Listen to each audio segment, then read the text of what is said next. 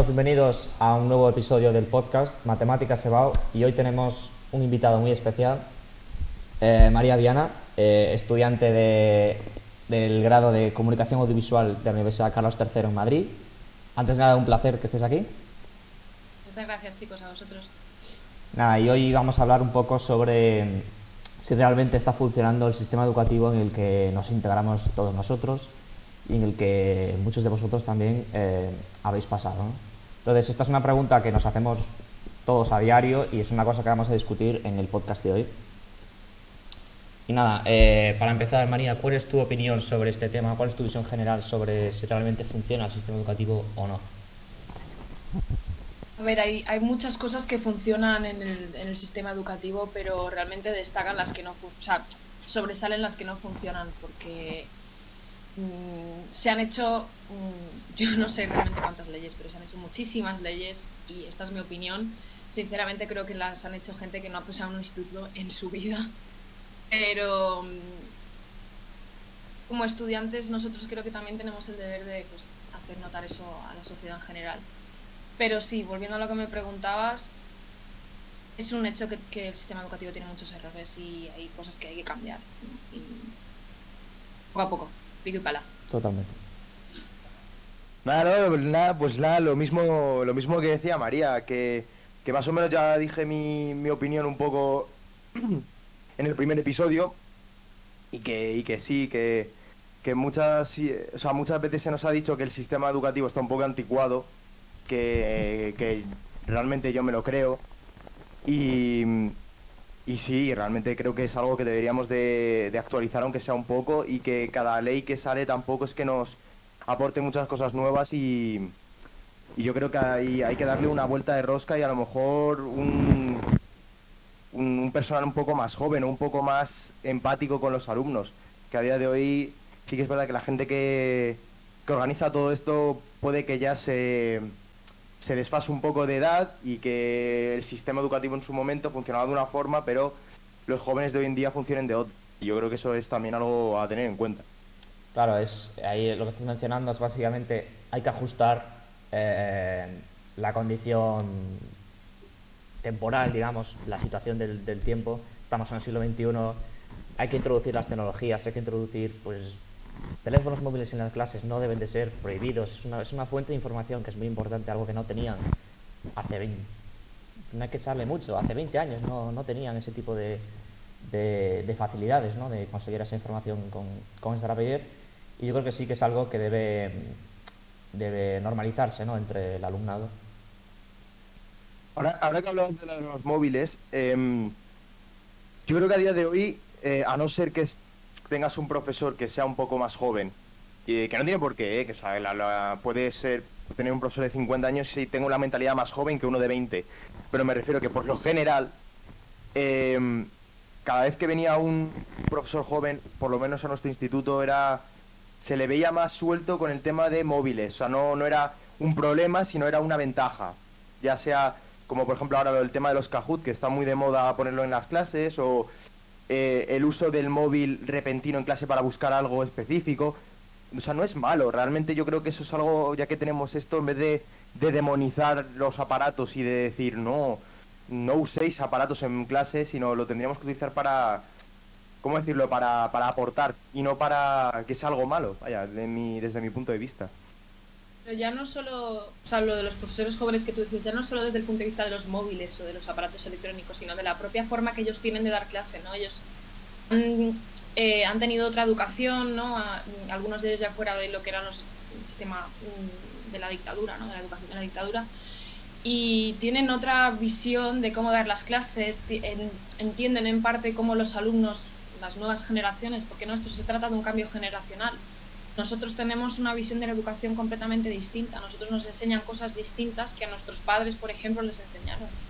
Y entonces hay que abordar las cosas de otra manera, ya no solo, como vosotros decías, con los teléfonos, sino las maneras que tienen de dar las clases, los métodos. Claro, ese sí que en el fondo es un fallo grave, que es, vale, hay que ajustar la generación en la que vivimos con el tipo de educación, porque la educación que se hace ahora teóricamente es la misma que hace 30 años. Vale, sí que hay profesores que son los profesores los que cambian, los que marcan a esos alumnos, los que dicen, vale, este profesor es súper guay, vale, nos pone Kahoots todos los días, aprendemos de forma más dinámica, este tipo de cosas sí que también crea una educación mucho más productiva, en mi opinión, para los alumnos. No sé qué opináis. Totalmente, sí, totalmente. Sí. Porque realmente el problema de, ya entrando más en el concepto de lo que tenemos como sistema educativo hoy, es que como se anula, se pone a otros de segundo plano lo que es la creatividad y el pensamiento crítico de los alumnos, ¿no? Entonces, al fin y al cabo, tú entras en una clase y lo que te esperas de esa clase es que te den la chapa, te den la turra, y tú lo que haces es absorber esa información con el objetivo de luego vomitarle en un examen, ¿no? Entonces, yo creo que eso es uno de los errores que tenemos en el sistema educativo y en la manera que tenemos de dar las clases en los institutos y también en parte en la universidad, aunque bueno, el sistema universitario es un poco distinto, pero se ha puesto de lado la creatividad, el pensamiento crítico, el esfuerzo de los alumnos muchas veces también se ignora. Y luego también eso que hablábamos del tema de la enseñanza participativa, ¿no? Es como hay que incluir a los alumnos porque en el fondo una clase es como una conversación, ¿no? Hay que incluirlos. No es solo que un profesor te llegue y te dé la chapa. Vamos, como yo lo veo. Y eso además también lo del tema de hacer la clase más participativa, es que indirectamente haces que los alumnos estén, ya no solo que participen, sino que encima estén más atentos a lo que vas a decir, porque si tú dejas, o sea, si tú lo único que haces es les envías mensaje y lo único que hacen es recibirlo y ellos no aportan, al fin y al cabo haces que sea monótona la clase y es que se dejan de interesarle, y es totalmente cierto. Y eso, por ejemplo, en la universidad no lo hacen tanto. O sea, yo creo que como están esperando de ti algo más allá de aprender, porque en un futuro vas a trabajar, sí que te dan pie a opinar, a hacer cosas mucho más prácticas que a lo mejor en el colegio pues no te dan tan a pie, o en el bachillerato o en la ESO, ¿no? Como que no te dejan desarrollar cosas tanto como lo otro. Y eso creo que también es un punto muy, muy a tener en cuenta. Porque es lo que te digo, que una clase sin participación es como un monólogo y te quedas estancado ahí, ¿no? Y al final acabas perdiendo esa concentración en 20 minutos. Yo creo que eso entra en cuenta, perdona, Sí. la manera, o sea, entra en juego también la manera que tiene la universidad de organizarse, ¿no? O sea, tú, al menos en España, yo realmente no conozco muy bien el sistema portugués, pero aquí lo que haces es tienes las clases magistrales, que es donde te dan la turra, la chapa, todo lo más denso, y luego tienes las clases prácticas, que es ahí donde tiran de ti, tiran de la cuerda, intentan que tú participes. Entonces, claro, eso en el instituto es difícil hacerlo, o sea, es muy difícil crear clases que sean magistrales, ¿no? Que te den toda la información y al mismo tiempo que incluyan participación de los estudiantes, un lado más de que nosotros podamos hablar, que nosotros podamos transmitir ideas, porque primero tienes muchas más asignaturas y tienes menos tiempo, y la organización, eso ya entramos en otro campo, el número de asignaturas y la carga horaria, pero realmente, o sea, hay que separar un poco lo que es el sistema universitario, que está relativamente mejor que el sistema educativo en secundaria, bachillerato, primaria, no tanto. Que también quería apuntar que en bachillerato hemos tenido profesores que sí que eran, o sea, que sí que han dado bastante juego al tema de la cooperación con los alumnos, ya sea haciendo algún tipo de actividad así rara o diferente, que los alumnos sí que han puesto su empeño, o algún que otra actividad que no sea una simple presentación oral, que al fin y al cabo es lo que para participar en clase a día de hoy ha sido una forma un poquito más expositiva, por así decirlo, vamos a hacer una presentación oral, que ya está más visto que todo lo que nos han estado dando, que es eso, es presentaciones orales. Pero luego, por ejemplo, el tema de debates era algo que se pedía mucho, por lo menos en nuestra clase se pedía siempre, oye, ¿y si hacemos un debate tal?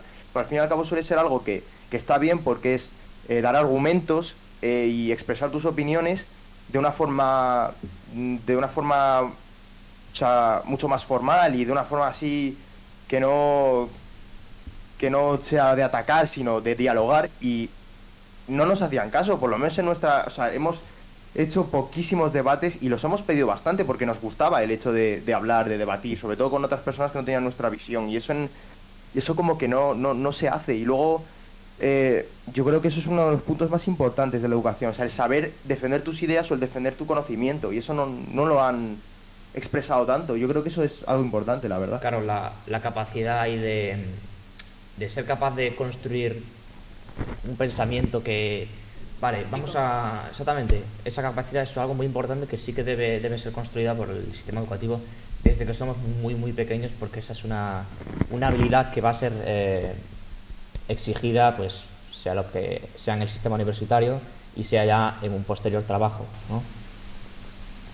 Pero es que también, o sea, eso, ellos, a nosotros en lo que es nuestra generación, he escuchado muchas veces que somos una generación un poco, no sosa, pero que no sabe argumentar, que no sabe comunicar, que lo único que sabe usar son las plataformas digitales, los aparatos tecnológicos, pero en el fondo esa es la educación que nos dan, ¿no? No nos enseñan a crear un pensamiento crítico. En nuestras bases educativas no está el pensamiento crítico, no está la creatividad, no está el esfuerzo. Y entonces, claro, luego nos lo achacan, nos lo echan en cara, ¿no? Pero realmente la culpa no es que sea del sistema educativo totalmente, pero es de la manera en la que nos enseñan a argumentar. Realmente no nos enseñan a argumentar. Ese es el problema. Sí, total. Yo quería hacer un apunte y es que el tema de la participación, otra vez a donde estábamos hablando antes de las clases, o sea, nosotros hemos tenido profesores que sí que eran muy de... ¿y cómo veis esto? ¿Qué opináis de ello? Porque hay muchos que no, hay muchos que directamente te dan la chapa y ya está, y se iban a su casa. Pero hay otros que sí que buscaban esa interacción con el alumno y es algo que, por ejemplo, en la universidad, por lo menos en la nuestra, sí que es mucho más recurrente el hecho de preguntar de ¿y vosotros qué haríais aquí? O qué, no sé, o cómo veis esto de aquí, o hacer una actividad que simule esto. Eso del tema de la simulación en el sistema educativo de secundaria y bachillerato, yo creo que me falta un poco ahí, algo que veas que seas totalmente práctico y que digas, vale, esto puede que me sirva en un futuro. Te lo quedan ahí muy, muy en entredicho, porque te dejan ahí yo qué sé, actividades que luego te aportarán cosas para un examen, como mucho, y ya está. Y yo creo que el tema práctico, ahí te tendrían ya que inculcar eso, porque yo ahora, por ejemplo, estoy en la universidad con el tema de las prácticas y tal, y digo, joder, es algo que en un futuro me va a servir. O sea, sin embargo, cojo, yo qué sé, las actividades que hacíamos en el colegio y a lo mejor no. O sea, a lo mejor hay, yo qué sé, ciertas actividades como las presentaciones orales que en su momento decía, bueno, pues vaya pereza, o no me apetece, o no me veo seguro, pero eso me ha ayudado en un futuro. Pero quitando eso, que luego ya hablaremos, que yo también quería meter este tema de la expresión oral y de cómo nos comunicamos, tampoco nos han aportado demasiado. Y yo creo que eso es algo importante a los alumnos, o sea, hacer consciente a tus alumnos de que lo que estás utilizando te va a servir en un futuro. Y eso sobre todo pasa, o sea, eso sobre todo se te queda un poco estancado en ciencias sociales, porque a ver, en ciencias, pues dices, vale, es que estos problemas, si voy a una carrera de física los tendré que hacer, si voy a una carrera de matemáticas esto me va a servir. Pero en lo que es más teórico, que ya es lo que decíamos de que, bueno, una es más teórica, esto es más práctica, pues aquí se da exactamente lo mismo, ¿sabes? Pero ahí yo creo que es importante también que... me voy a poner ahora de abogada del diablo del sistema educativo, pero entra en juego también las asignaturas que tienes, ¿no? Porque tú en la universidad son mucho más específicas, son mucho más... o sea, es lo mismo que he dicho antes, pero concretas, ¿no? Es decir, si yo tengo una asignatura que se llama, yo qué sé, tengo una asignatura que es psicología de los medios audiovisuales. O sea, las prácticas que voy a tener van a estar muy centradas en lo que estemos dando en clase. Sin embargo, tú no puedes... historia de España, ¿no? Que es una asignatura que yo creo que todos tenemos pesadillas con esa asignatura después de segundo bachillerato. Es un poco difícil con la cantidad de materia, ¿no? de contenido que tenemos que ver en X tiempo, porque vienen las EBAU, hay que correr, no te da tiempo a hacer nada práctico, ¿no? Das prioridad a que los alumnos absorban toda la información de manera a poder aprobar esos exámenes. O sea, no priorizan el cómo dar esa materia, ¿no? No piensan en... Yo creo que si hago esta práctica, también hay que tener en cuenta que es muy difícil salirse de lo que es el método tradicional de enseñanza en bachillerato, porque tienes que acabar la materia antes de los exámenes. Pero ese es el problema, ¿no? Que al tener asignaturas tan convencionales, tan poco ajustables a la práctica, que en el fondo no motivas, el profesor no se motiva a hacer ese tipo de prácticas, porque no le da tiempo, porque la asignatura no le deja.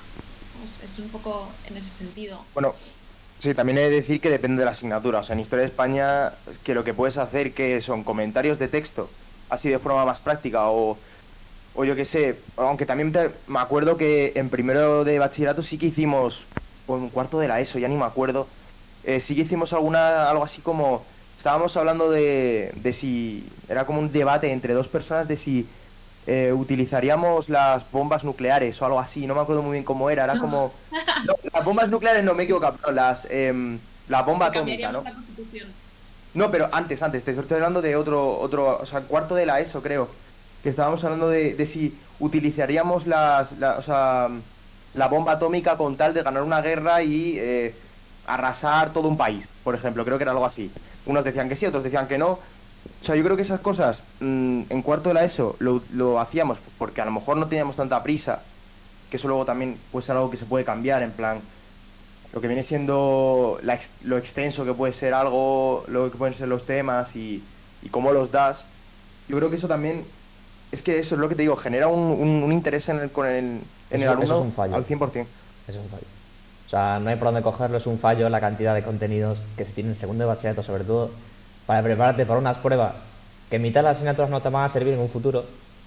Es un fallo, no hay por dónde cogerlo. Pero ahí también entra un poco la organización que tienes, ¿no? Porque al menos yo, por ejemplo, yo cojo la asignatura de historia porque creo que es la que mejor se adapta a lo que estamos hablando. Tú te pasas los 4 años de secundaria, luego ya otra cosa es bachillerato, dando exactamente lo mismo. O sea, hemos dado la Revolución Francesa 5 veces. O sea, hay cosas que realmente... Porque tú, claro, tú coges el libro de segundo bachillerato de Historia de España y te das cuenta de que tú lo que has dado en menos de, digamos, no sé cuántos meses, 6 meses, lo puedes haber dado a lo largo de 2 años. Porque se repite tanto contenido a lo largo de secundaria, acabas dando siempre, todos los años, lo mismo. Lo que nosotros vimos en Historia del Mundo Contemporáneo en primero bachillerato es todo lo que vimos en secundaria. De una manera un poco más intensa, pero es lo mismo. Entonces, ahí también entra un poco la organización de las asignaturas. Lo mismo, por ejemplo, bueno, matemáticas no es tanto el caso, porque sí que se divide un poco el contenido, pero también entra mucho la repetición, ¿no? Lengua castellana, más de lo mismo, ¿no? Te meten literatura a saco en un año, o sea, en menos de 6 meses, como decía antes, cuando lo que pueden hacer es dividirlo en varios años, ¿no? Yo creo que esas dos asignaturas, lengua castellana y Historia de España, son 2 ejemplos claros de lo que es la falta de organización que hay en el sistema educativo. Y bueno, inglés también, yo creo. Bueno, inglés, pero inglés dentro de lo que cabe es más fácil que Historia de España, ¿no? Sí, de la vida. Sí. No, sí, a ver, inglés también, hacer un poco lo que estaba diciendo ahora María, o sea, porque joder, dicen, es que damos lo mismo en primero de la ESO que en segundo de bachillerato. Bueno, o sea, a ver, no, realmente no, porque ahí sí que se nota que hay una división de contenido en cuanto a años, porque no vas a dar lo mismo siempre, porque en inglés siempre se ha dicho, no, es que en inglés en España se da siempre lo mismo todos los años. Hombre, tampoco, o sea, depende, a lo mejor depende del instituto, pero por lo general, pues el inglés que das en segundo de bachillerato pues suele ser un repaso de lo que has dado años anteriores, pero ya no te van a enseñar cosas muy simples. Y yo creo que eso también se podría extender a varios campos más, porque si has dado algo previamente y divides un poco más las asignaturas, como está diciendo María, yo creo que es algo un poco más... O sea, es mucho más fácil de condensar y además tienes más tiempo para hacer lo que decimos. O sea, otro tipo de actividades, hacer que los alumnos se interesen más, y yo creo que eso viene a ser mucho más positivo para ambos, para el profesorado y también para el alumnado.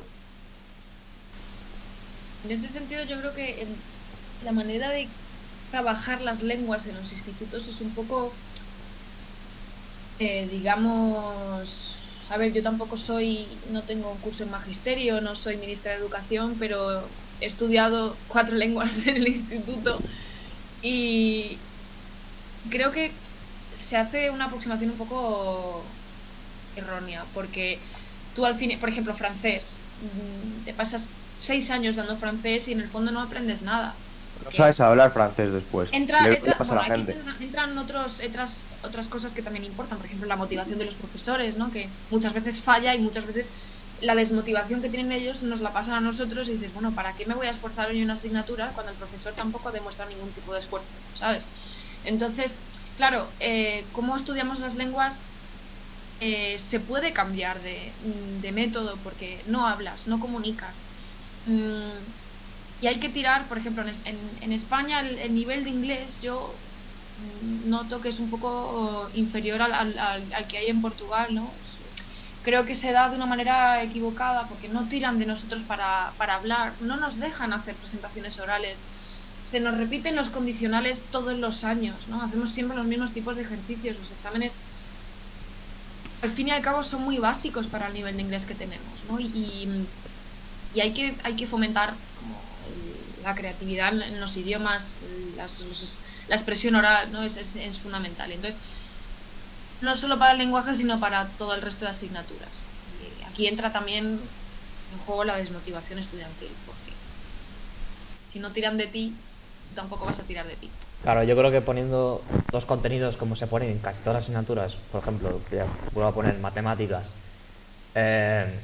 aunque parezca que es una asignatura mucho más práctica que todas las lenguas, pues en el fondo, ¿qué tienes que hacer? Repetir los ejercicios 50 veces hasta que te lo sepas hacer, llegas al examen, tienes un ejercicio que es igual a uno que hiciste de memoria. De memoria. Exactamente, no te están fomentando, pues vale, pues tengo una fórmula que ha salido de aquí porque aplico un razonamiento tal. No, es simplemente aprender, vomitar y ¿de qué me sirves? Totalmente, totalmente. Yo recuerdo de las primeras semanas de clase que tuvimos en segundo bachillerato, entró la profesora y empezábamos con las matrices, ¿no? Y ella lo que nos explicaba era que una matriz eran 2 paréntesis con números dentro, que así funcionaban las cosas, ¿no? Y yo, claro, yo me quedé un poco como... vale, ¿y ahora qué hago? ¿Cómo cojo? No sé por dónde coger esto, ¿no? Hay un error en cómo nos enseñan asignaturas prácticas, ¿no? Como es el caso de matemáticas, que en el fondo también incluye memorizar, es decir, te tienes que memorizar la fórmula. Sí. Pero no consiste en llegar al examen y decir, vale, me sé exactamente cómo tengo que hacer este problema, ¿no? Al fin y al cabo no piensas, porque lo has repetido tantas veces. Es el mismo ejercicio y no aprendes. O sea, aprendes cómo hacer el problema. Memorizas cómo hacer un problema, pero no piensas en la solución de ese problema. Eso es otro problema. Sí, yo creo que eso es algo que está bastante mejor en la educación portuguesa. Sí que se fomenta un poco más ese razonamiento de, vale, tenemos un problema, vamos a pensar, a ver, formas de abordarlo, hacemos una forma, no funciona, vamos a la siguiente. Ese tipo de cosas luego que sí que se aplican a exámenes de acceso a la universidad en Portugal y etcétera, que está bastante mejor en mi opinión que en España. Totalmente. Porque además el número de asignaturas que tienen yo creo que es un número más reducido, tienen menos carga horaria. Nosotros en el instituto era una barbaridad, ¿no? Teníamos como 6, no sé cuántas, 7 o 8 asignaturas, teníamos 9 casi, y no te daba tiempo. Y cuando sales del instituto te das cuenta de que prácticamente nada de lo que has visto te ha servido de algo. O sea, te ha servido las asignaturas que ¿para qué te han servido? Para entrar a la universidad, ¿no? Te memorizas las cosas para hacer una prueba de acceso a la universidad, que bueno, eso es otro tema, ¿no? Eso ya... y en el fondo te das cuenta de que no te ha servido de nada. A mí, por ejemplo, lo único que me ha servido son las lenguas. El resto, nada. Sí, además también quiero decir que, o sea, hablando del tema de inglés, y es que yo creo que en inglés también es cierto que lo que había dicho antes María, que el tema de la oralidad, o sea, tiene muy poco pie, o sea, está totalmente dejada de lado cuando realmente el inglés lo que te va a servir es la oralidad. O sea, realmente no, o sea, te puede servir también lo escrito perfectamente, pero sobre todo yo creo que lo importante de salir del instituto con inglés es saberlo hablar, porque luego llegas, yo que sé, al mundo de verdad, al mundo abierto, y te das cuenta que a lo mejor no te sabes desarrollar en inglés o te ves un vídeo en inglés y no entiendes ni papa. Imagínate que se te da este caso. También depende del nivel de inglés que tengas, pero si solo vas con el nivel del colegio, yo creo que eso no lo consigues. De hecho, yo siempre he tenido que ir a clases de inglés fuera, no para aprender gramática, ni nada de eso. Es para hablar, para desarrollarme un poco a la hora de eso, de hablar, de expresarme. Yo creo que esa parte en inglés la tiene totalmente puesta de lado. En inglés apenas hacíamos presentaciones orales, que por ejemplo en francés, he de decir que sí que lo hacíamos bastante, eso de, bueno, tenéis una presentación oral, hablar en francés. Bueno, o sea, yo eso lo veo bien. O algunos, aunque la mayoría de los ejercicios orales en clase la gente no lo hacía, pues por lo que sea, sí que es verdad que nos fomentaban más el hecho de hablar entre nosotros o el hecho de hablar. Pero en inglés, como tienen esa mentalidad de, bueno, ya en segundo de bachillerato, ¿qué van a aprender de inglés nuevo?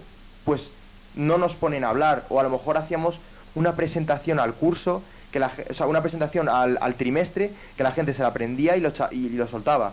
Y sin embargo no fomentan eso, no fomentan el diálogo en inglés, fomentan la gramática, que luego al fin y al cabo tú te puedes saber muy bien la gramática, pero si no te sabes expresar, pues no vas a ningún lado. Claro. Y yo creo que eso tendría que estar... Y además, y eso se nota porque gente que a lo mejor no necesita inglés, un extra de inglés con lo que dan en el colegio, necesita ir a clases de inglés para ya sea para hablar, aunque sea hablar, o expresarse un poco. Eso lo hace gente y yo creo que eso en el sistema se puede implementar fácilmente con un poco más de oralidad en la clase sin más, y tampoco es algo del otro mundo, es fomentar un poco la oralidad y ya está. Y solo con eso tendríamos sobre todo en España un inglés un poco más fluido, y solo con eso ya sería un avance muy muy grande. Pero también lo de las clases particulares, yo creo que con esto de la pandemia y de las clases online ha tenido un boom, porque realmente la gente, ya no solo con inglés, ¿no? Sobre todo con las asignaturas de ciencias, supongo yo, por lo menos con matemáticas y tal, siento que la gente lo ha necesitado más, ¿no? Porque no se ha puesto foco en que la gente realmente entienda la materia, ¿no? Que unas clases online, pues no te enterabas de nada, o sea, llegabas, encendías el ordenador y lo que te esperabas era que te explicasen 4 cosas, te pusiesen un ejercicio en la pantalla y acabas la clase igual que la empezaste, sin enterarte de nada. Entonces, hay un montón de cosas que no es que estén mal planteadas, sino que resultan completamente inútiles, y otras cosas que se ignoran. Es decir, tú en vez de repartir material, contenido a lo largo de 6 años, que son 4 de secundaria más 2 de bachillerato, en vez de repartir contenido, lo acumulan todo en segundo de bachillerato, y entonces, claro, tienes asignaturas que son completamente inútiles y otras cosas que son muy necesarias. Por ejemplo, que nos expliquen, esto es muy específico, pero que nos expliquen cómo funciona el IRPF, cómo funcionan los impuestos en España, cómo funcionan los impuestos en Portugal, educación sexual, que yo creo que es esencial, ¿no? No hay que... Esto ya, bueno, muchas veces se politiza, pero realmente no creo que haya que politizarse. Hay cosas que no nos enseñan. Yo sí que recuerdo que en cuarto de la ESO hubo un profesor de historia del mundo contemporáneo, que nos explicó cómo funcionaba el IRPF en España, ¿no? Y hay un montón de cosas en ese sentido. Por ejemplo, economía en segundo bachillerato creo que está mejor organizada, ¿no? Te enseñan balanzas de pago, PIGs,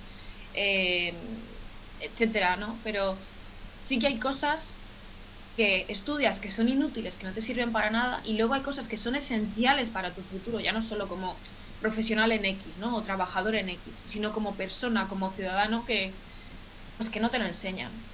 Es el caso de educación sexual, ¿no? Porque hay que inculcar ciertos valores en la sociedad que no están presentes en las generaciones más jóvenes y que se ignoran completamente.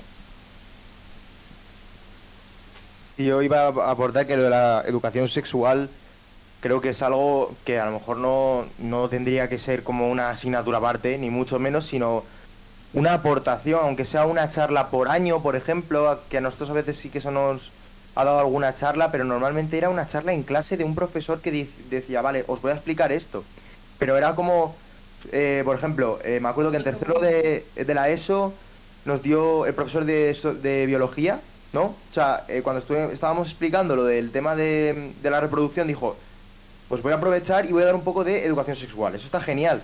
Pero claro, es que si ignoramos eso, o sea, se nos ha hablado muy poco. Y luego además, también he de decir que eso depende mucho de la madurez de los alumnos. Es decir, si tú tienes una clase en la que, por decir, 2 tonterías del cuerpo humano se te echan a reír, o sea, no ayuda, eso tampoco. Quiero decir, eso también depende de la madurez de los alumnos. O sea, yo creo que además eso hace que los alumnos vean ese tema como algo un poco más, yo qué sé, algo más fácil de hablar, sin que sea algo raro, ni que sea algo incómodo. Yo creo que si eso lo hablas una vez en 3 o 4 años, y además que en ese momento era en tercero de la ESO, yo qué sé, éramos todavía algo, o sea, algo jóvenes, a lo mejor la gran mayoría estaban todavía, no estaban en su pico de madurez, que se diga, vaya, pues te quedas a lo mejor con lo gracioso y no con lo que realmente tenías que quedarte. Yo creo que siendo un poco más mayores, por ejemplo, que al año se haga una charla de eso de una forma adulta y tratándolos a los chavales como adultos, no como niñatos, yo creo que eso se puede hacer. Y yo creo que es muy, muy, muy positivo para nosotros, vaya. Y eso creo que es un punto muy, muy a tener en cuenta. Y la verdad es que no lo han tenido. Y yo la verdad es que la última vez que recuerdo hablar de esto en clase fue en tercero de la ESO y ya está. Y si eso en cuarto, pero la verdad es que no me acuerdo. Y yo creo que es algo más que necesario. Y aunque luego pues los chavales pues tienen tendencia a ir a otras plataformas, otros sitios, ya sea, yo que sé, vídeos en YouTube que por lo que sale enseñan algo y dicen, ah, vale, esto no lo sabía, curiosidades, pero que realmente eso te lo puede dar alguien que sepa del tema en el colegio y además inculcas una naturalidad sobre el tema y yo creo que eso es importantísimo. Pero ahí también, o sea, nosotros, por ejemplo, tuvimos una asignatura que eran valores éticos. No sé si era valores éticos, no me acuerdo cómo se llamaba. Pero todo el mundo se lo ha tomado como una broma. Pero realmente era una asignatura que, aparte de, bueno, estaba mal planteada, ¿no? Te daban un libro, tenías examen y te metían cosas a saco, ¿no? Pero es una asignatura que yo creo que es muy importante porque ahí puedes meter muchísima información que es muy útil, lo que hablamos de los impuestos, ¿no? Tema política, ¿no? Intentar que los alumnos creen como un sentido crítico, ya no inculcar valores políticos o ideológicos en los alumnos, no adoctrinar, ¿no? Sino decirles, mira, este es el panorama político que hay, ¿no? Y lo que nosotros queremos es que tú adoptes el sentido crítico, crees tus propias ideas, debatas sobre eso, incluyes política, incluyes, yo qué sé, religión, no, pero no, ¿sabes? Y temas sociales en general, vaya. Sí. Y luego, por ejemplo, también puedes incluir educación sexual, educación cívica, ¿no? Para lo que es ser un futuro ciudadano y un ser humano en el fondo, porque todo eso lo vas a necesitar a lo largo de tu vida. Y ya no solo, porque claro, el concepto de colegio, sobre todo en los últimos años antes de entrar a la universidad, ya es esta idea de matemáticas, lengua, historia, inglés, tal. No, hay más cosas que vas a necesitar y eso se ignora completamente, es lo que estábamos hablando, ¿no? O sea, salen personas de institutos, a ver, ya no salen ciudadanos de institutos, salen estudiantes como tal, ¿no? Y es un error, porque nos tienen vistos como cosas que lo que hacen es memorizar. Nos ven como números, ¿no? Nos ven como un número de 0 a 14, porque cuando sales de instituto tienes una media de 0 a 14, y entonces no se dan cuenta que estos errores que estamos hablando, que estamos comentando, que muchas veces pues influyen en cómo tenemos nuestro desempeño, al fin y al cabo, que luego se refleja en un número, pero que el error es eso, que nos ven como números y no somos números, somos personas. Yo creo que sí, que esa asignatura que comentabas, que educación ciudadana, como que se quiera llamar, yo creo que es principalmente esencial en segundo de bachillerato, que es un año donde los alumnos pues empiezan a desarrollar, con el 18 empiezan a desarrollar una capacidad más autocrítica, un poco más, vale, se están afrontando, empiezan a afrontar pues problemas de la vida adulta, digamos. Y sí que pues principalmente yo creo que esa sería una asignatura de la que un alumno sí que se podría examinar. Yo ahí digo, vale, examinarme la historia de España no tiene sentido, pero de eso aún tendría sentido, de hecho. No se hace, vale, no se hace, esa asignatura ni existe. Para empezar, debería existir. Deberíamos abolir otras asignaturas que los alumnos no van a utilizar en un futuro. Historia de España para los de ciencias es un ejemplo. darlo, ¿sabes? No eliminarla totalmente, porque es algo que necesitas saber. Es decir, yo recuerdo que en segundo de bachillerato preguntó el profesor de Historia de España que sí, ¿sabes? Y la gente sabía quién era Tejero y la gente se quedó callada. Ya. ¿Sabes? Totalmente. Hay ciertas cosas que la gente necesita saber. Es decir, tú lo que tienes que hacer es darlo a lo largo de 5 o 6 años. El problema es eso que hablábamos, el planteamiento de las asignaturas y la organización del contenido que damos. El problema es que en Historia de España te lo meten todo en 6 Claro. meses. Y que no sea determinante, vaya. O sea, que Claro, sea así bueno. un complemento. O sea, sea determinante, pero...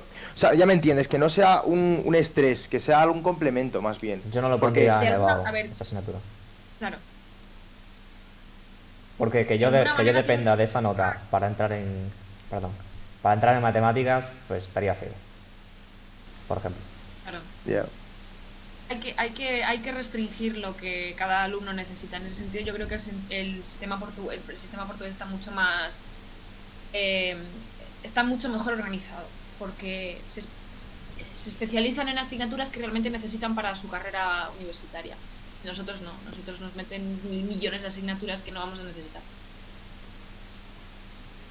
Básicamente. Como resumen. Claro, es que en eso, pues el sistema educativo lo que quiere es que un alumno salga y sea excelente en todas las asignaturas.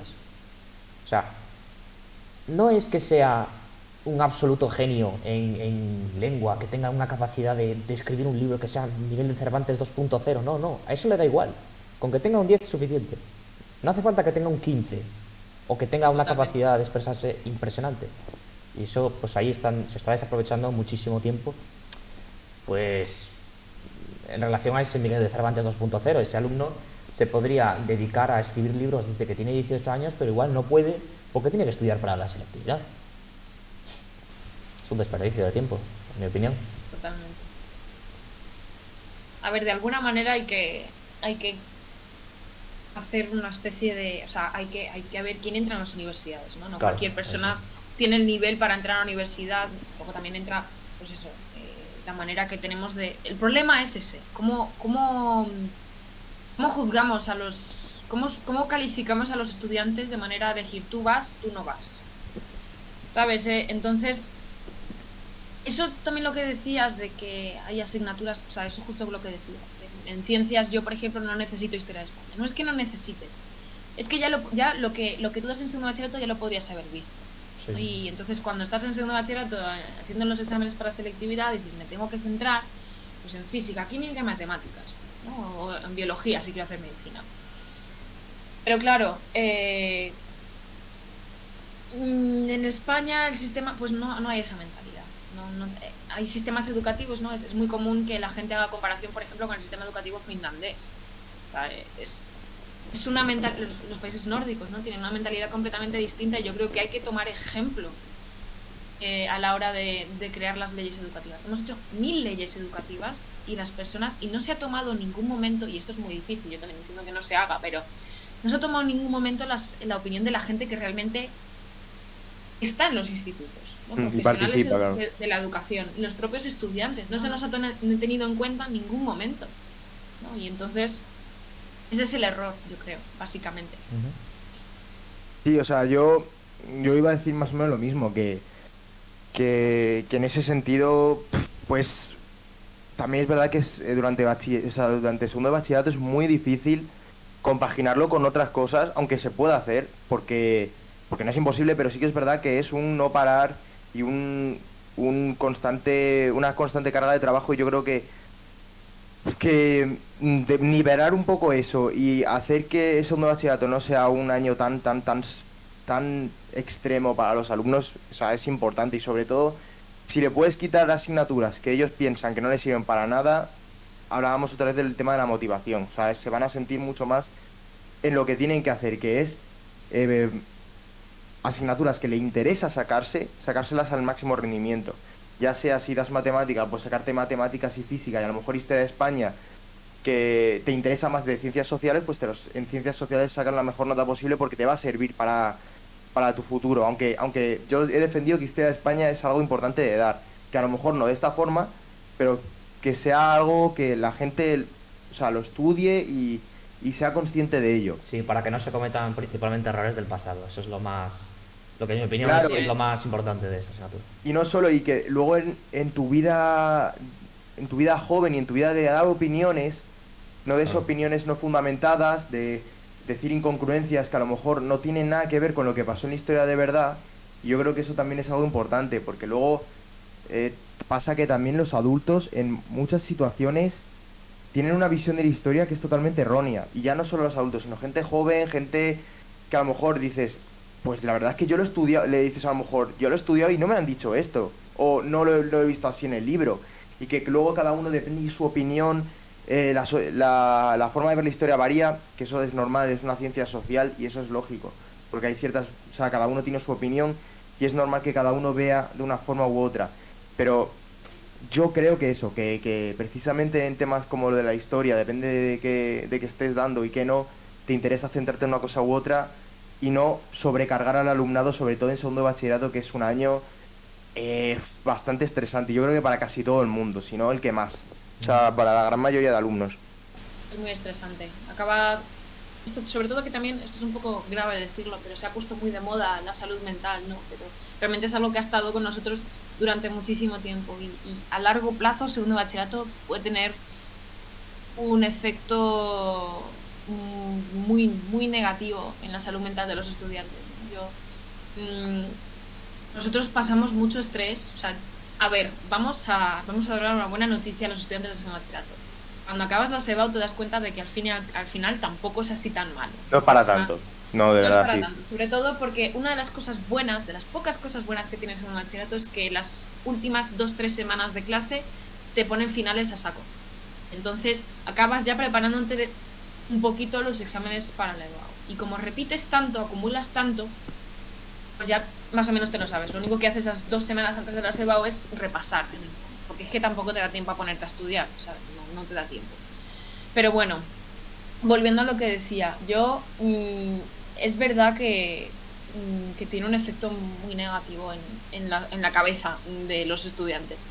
Porque sientes mucho estrés, hay momentos en el que recibes, por ejemplo, una nota de un examen y te sientes muy desmotivado porque dices, hostia, pues yo me lo había currado muchísimo, había estudiado muchísimo, por la manera X de calificar, eso ya otro tema,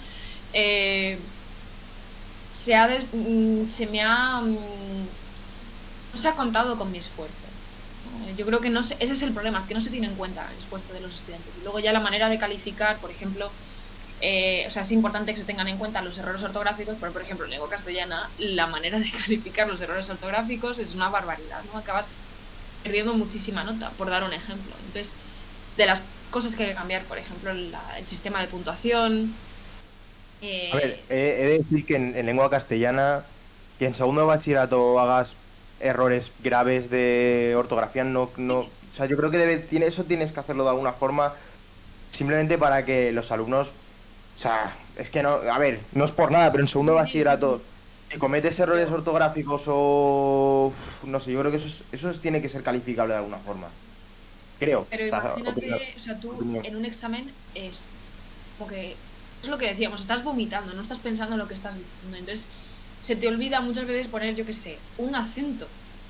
Ya. Te quitan 0,25 por no poner un acento, por ejemplo, ¿sabes? Entonces, a ver, estamos hablando de lengua castellana, pero pasa en cualquier asignatura, ¿no? El método de calificación es erróneo.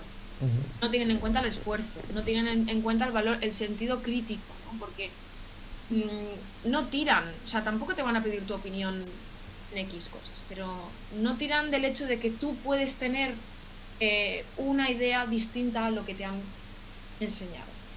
Y yo creo que no se tiene en cuenta eso. Sí, yo creo que detrás de un alumno hay una nota, es lo que comentabas antes. Ocurre en todo. Detrás de un examen que es un 5, hay un 5. Al profesor le da igual si tú, vale, has tenido un mal día. No, le da igual si tú has pensado una forma alternativa de resolver el problema que no era la correcta, pero casi. Al profesor le da igual, simplemente es un 5. La regla de 3. Una regla de 3, que no acepta una regla de 3, tiene que ser una proporción con 2 fracciones. Una vergüenza. Simplemente hay que hacerlo como el profesor quiere. Vale, pero en la vida real no es así. Tú no vas a hacerlo como lo quiera una persona. Lo vas a hacer de la forma mejor posible, o desarrollando tú tus propias capacidades de reflexión, Sí, la entre otras. adaptación y todo eso. Sí. Claro. Sí, bueno, y luego, claro, tú ves tus notas y te metes en un pozo, o sea, es que es, al fin y al cabo, como que no tocas fondo, ¿no? Es como te entras ya en, ¿para qué estudio? Si es que me da igual. Entonces, yo creo que todos hemos tenido algún momento en nuestra época estudiantil que hemos dicho, si es que no, ¿para qué voy a estudiar si no van a tener en cuenta mi esfuerzo? ¿No? Y bueno, también eso también luego en la SEBAU sobre todo, es como que me he pasado 9 meses estudiando como una bestia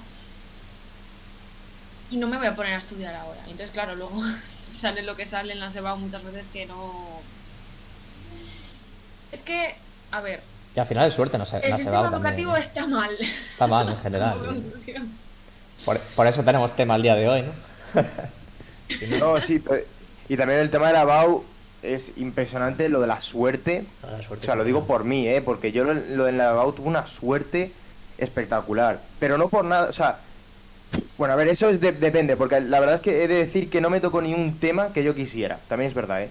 Pero yo A creo ver, que la ahí... suerte uno se la gana, porque claro, es como, me ha salido el tema que yo quería. No es realmente es que te lo has estudiado. No, es distinto, no es, Claro. he tenido mucha suerte, no. A ver, es que te lo has estudiado. estudiártelos todos al máximo no se puede.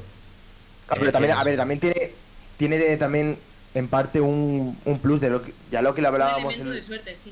Un elemento de suerte, pero también iba a decir que, como hablamos en el anterior episodio, era el tema de el estar constantemente en clase allí, o sea, Sí, sí. sabiendo lo que están diciendo y tal. Y que eso también es verdad que la EBAU, aunque es verdad que es una prueba muy, muy lógica y muy puntuación y poco más de que eso, sí que es verdad que, o sea, he comprobado que sí que te hace un poco plantearte lo que has dado. Porque si tú no te lo planteas en ningún momento, o sea, tú no te lo puedes estudiar todo, es imposible. Pero si tú tienes una capacidad de recordar y de asimilar conceptos que has dado previamente, sí que hay o sea, te piden un nivel de adaptación de decir, vale, puedo desarrollar, aunque no sepa al 100% lo que es esto, puedo desarrollarlo y lo puedo introducir y lo puedo empezar a... ¿sabes? O sea, eso realmente, o sea, en ese sentido, al fin y al cabo, ese es lo que esperan de una prueba global. O sea, de una prueba global no te esperan, no, dime todo lo que sepas, pero es que de memoria, sí, no. Evidentemente no, porque si no, es imposible. Sino esa capacidad de adaptación. Y es verdad que en la EBAU depende de tu capacidad de adaptación y también depende de cómo te las hayas estudiado, te va a salir o no. O depende de tu capacidad de atención y de desarrollar, pero por lo general es absurdo que a lo mejor porque salga por un hilo de suerte de que te ha salido un tema que es que no tienes ni idea, o sea, el examen se te vaya a la mitad, o sea, se te vaya un cuarto del examen fuera. O sea, yo creo que eso es exageradísimo.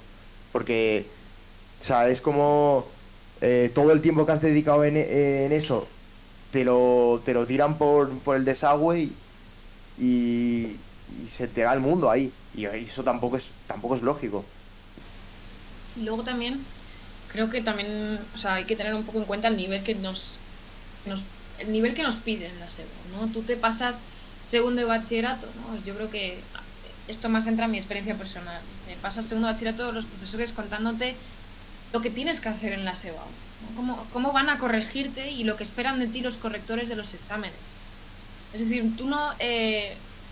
pongamos el caso de... o sea, estamos siempre repitiendo el mismo Historia de ejemplo, España. cuando es historia de España, ¿no? Te están diciendo, mira, esta persona que te va a corregir está esperando a que le pongas esto y esto.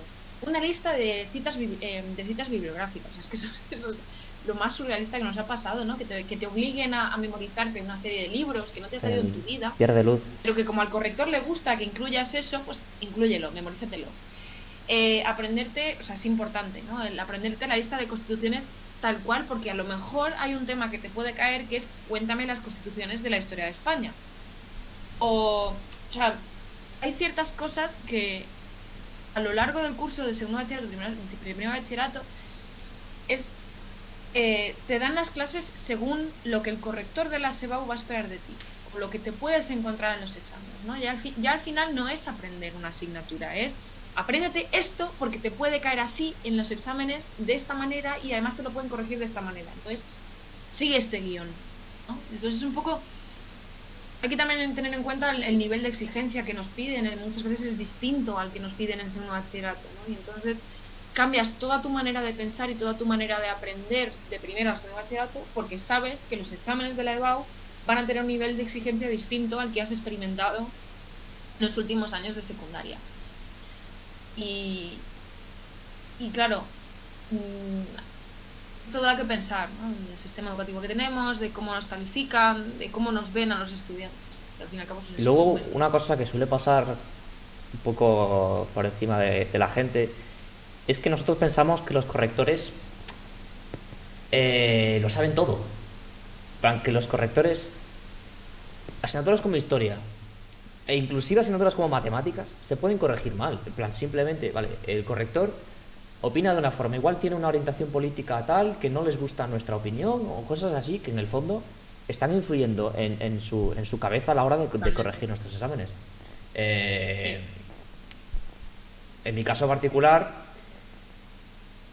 pues un examen como el de matemáticas que uno se puede pensar, vale, esto es exacto, esto está bien o está mal. Y yo hasta cierto punto estoy de acuerdo, pero es que lo que más me sorprende es que me puedan corregir mal una cosa que está bien porque es así, es matemáticas, es una cosa exacta. Entonces, pues al final un corrector tiene errores, ¿no? Y esos errores pues pueden determinar en el fondo si entras en una carrera o no. Por lo tanto, pues ahí vuelve a estar presente el factor suerte, ¿no? Que es lo que mencionaba Manuel, que es importante. Ya, es que el tema de la corrección es... O sea, claro, y luego yo recuerdo cuando me llegaron las notas de la SEBAU, por ejemplo con lengua castellana, no creo que nos dejaron a todos un poco mal un poco. con esa nota. Yo recuerdo estar viendo las notas con mi madre y decir, oye, ¿reclamo o no reclamo? Y luego, claro, entra ahí el factor de que si reclamas te pueden bajar la nota, obviamente te la pueden bajar o te la pueden subir. Pero independientemente de que te la suban o te la bajen, la nota que te van a poner no es la nota que tienes. Van a hacer es una media, sí, es absurdo. Una media entre la nota que tenías antes y la nota que te han puesto, o sea, la actualizada. Entonces, claro, para que os hagáis una idea, la primera reacción mía y mi madre cuando leímos esto y cuando nos informaron es: esto debería ser ilegal. Esta no es mi nota, esto es una media que se han inventado ellos de manera a no tener que justificar un error, porque al fin y al cabo es un error, que todo el mundo comete errores. Entonces, para evitar problemas, digamos, de burocracia y tal, hacer un pedido de corrección por lo menos con la UNED, es un viaje, o sea, es una barbaridad. Cuando lo único que deberíamos poder hacer es darle un botoncito de decir reclamar, porque quiero que revisen mi examen, porque sé yo que lo he hecho mejor que un X nota, y la nota que recibes es una media, así por la cara, ¿no? Sí. Es un poco... No tiene justificación, a mí no me... Vamos, por lo menos. Sí, y al fin y al cabo lo que consiguen... Claro, y al fin y al cabo lo que consiguen es que no reclames. Porque te desmotivas para reclamar, porque tienes que pasar por tanto, tienes que enviar un párrafo explicando por qué quieres reclamar, tienes que adjuntar tu PDF, ¿no? Y entonces ya luego 2 semanas o un mes para que te digan aceptada o no. Es muy surrealista el sistema. Sí, yo creo que en el fondo en este episodio lo que hemos hecho ha sido más o menos recopilar esos errores que sí que hemos, por experiencia propia, hemos visto en el sistema educativo, principalmente en el sistema, en el bachillerato, ¿no? Que es, pues, principalmente, en mi opinión, la fase más dura para un estudiante a lo largo del sistema, ¿no? Te enfrentas a un examen que puede determinar la carrera, que si entras o no en la carrera que te gusta, o eso, en el fondo, pues es muy importante, ¿no? Para la motivación de un estudiante, que la verdad tiene mucho que ver con su rendimiento, era lo que hablábamos Manuel y yo en el primer episodio, ¿no? La relación motivación productividad, ¿no? Pues La verdad es que yo no tuve, o sea, por suerte, o sea, no estuve totalmente satisfecho con todas las notas, evidentemente, porque es normal que siempre tengas tu sensación de, oye, pues me podían haber puesto más aquí, la verdad. Yo, por lo general, no... Yo ya de por sí, por el tema de que me te pueden bajar la nota, y también que luego el ajuste de la nota no es totalmente justo. También lo que haces es que no veas ni te veas con el ánimo de hacer esa reclamación, porque yo no la hice más que nada porque el lío que tienes que pasar para reclamar y luego encima que el resultado ni siquiera es justo, porque eso tampoco lo había pensado como tal, pero sí que es verdad que es absurdo, hace que muchas veces o sea, Eches para atrás. eches para atrás y te quedes con tu nota y tal, porque por miedo a reclamar, por miedo, es que es totalmente o por miedo o por desgana. Y yo creo que eso es algo muy, muy grave, la verdad. Y luego que hombre, siempre va a haber el típico de que no está satisfecho con su nota de BAU y otros que sí. Pero yo qué sé, por ejemplo, si se da, por ejemplo, un caso general como es lengua en nuestro año, que fue como un bajón de notas impresionante de repente a todo el mundo, creo que ese factor de reclamación yo creo que es algo importante de que esté bien implementado, porque ya digo que si no es más bien una traba y más que ayudar simplemente desmotiva. Y yo creo que eso, para ser un sistema de reclamación, es penoso, la verdad. Sí, ahí estamos dependiendo del que nos corrige, ¿no? Si tenemos Correcto. suerte o no. Claro.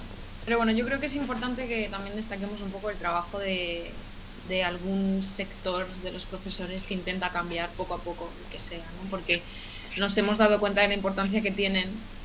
Siempre tenemos algún profesor que nos gusta más, pero es importante hablar de los profesores en general, porque ellos también, al fin y al cabo, estas leyes educativas les afectan, ¿no? Y ellos son los que, al fin y al cabo, tienen que llevarla a cabo. Nosotros simplemente la recibimos, ellos la llevan a cabo. Y yo creo que en la pandemia nos dimos cuenta de la importancia que tienen los profesores y la comunidad educativa. O sea, Y la tampoco figura les- del profesor. ¿Eh? Sí, que la figura del profesor, que con el tema de la pandemia es algo que no le dimos importancia hasta que no teníamos al profesor presencialmente y delante nuestra, sino en una pantalla, y te das cuenta que no recibes lo mismo, o sea, no te llega la información de la misma forma, y que a veces es verdad que se le puede infravalorar muchas veces a los profesores, porque es cierto que yo voy a clase y la verdad es que como si no fuera. Bueno, o sea, eso depende, porque hay profesores que sí que se dejan la vida, por así decirlo, en la clase, y se nota, porque eso se nota, y gente que va allí, hace su trabajo y se va a casa. Pero la gente que, sobre todo en la educación, la gente que se curra sus clases y que realmente dice, vale, quiero hacer que mis alumnos aprendan, se nota muchísimo al que llega y dice, vale, voy a hacer mi trabajo, voy a decirle 4 cosas a estos chavales y me voy. O sea, eso se nota Luego, muchísimo. claro, es que luego lo notas en resultados. O sea, eso se ve. ¿No? La motivación que tienen los alumnos para las diferentes asignaturas se ve en los resultados de los exámenes. Pero yo también quería, o sea, lo decía lo de los profesores más en el sentido de tirar por lo que estábamos hablando de la SEBAU, ¿no? De los exámenes. Porque ellos realmente se nota cuando les importa que sus alumnos que quieren, porque claro, ellos también reciben una especie de feedback, ¿no? Dependiendo de las notas que tienen los alumnos. Entonces ellos se interesan también porque nosotros obtengamos ciertos resultados y que su trabajo dé frutos, porque se pasan un año entero intentando que nosotros adquiramos ciertos conocimientos que luego tenemos que reflejar en un examen. Y entonces ellos también se nota mucho trabajo, ¿no? Ellos, aunque sigan dando clases, aunque nosotros los bachillerato hayamos acabado las clases y ellos siguen dando clases, pero se importan porque nosotros resolvamos dudas. Estamos hablando, ¿no?, momentos previos a la SEBAU. Y entonces es importante destacar figura de profesor o profesora que quiere cambiar ciertas cosas, porque al fin y al cabo esa figura también se ve afectada por el sistema educativo, y yo creo que eso es la clave de todo. Y pues eso, el sistema educativo, las leyes educativas, pues ese es el error que han tenido bases que no se han tenido en ningún momento en cuenta las opiniones de los alumnos y profesores en general. Bueno, pues llevamos ya 1 hora, no sé si queréis terminar con alguna opinión así No, la verdad es que creo que ya... Ha quedado bastante claro, hemos reunido los errores principales del sistema educativo. Ya sabéis que el podcast lo tenéis disponible en el canal de YouTube de Matemáticas EBAU, en Spotify y en Google Podcast. Este ha sido el episodio número 2. Hemos traído a María Viana. Ha sido un placer que hayas estado con nosotros. Muchas gracias, chicos. Y nada, ya sabéis, nos vemos en el próximo episodio. Hasta luego. Chao.